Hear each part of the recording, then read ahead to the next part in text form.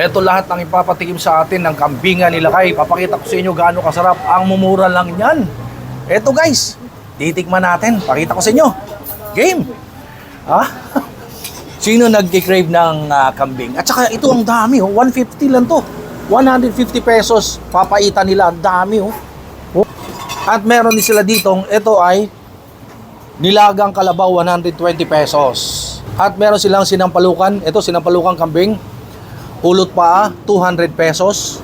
Meron sila ditong kilawing kambing, 200 pesos. Adobong kambing, 200 pesos. Kalderetang kambing, 200 pesos. Meron silang kilawing bangus, 50 pesos. Pork steak, 60 pesos. Bopis, 50 pesos.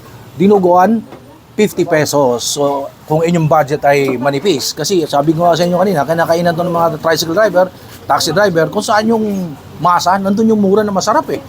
Meron silang tag 50 pesos ang karinderya style. Pero yung mga kambing nila dito, 200 per order. Guys, tara, tikman natin.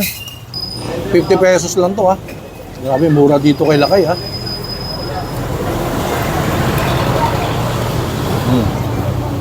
At syempre, sili.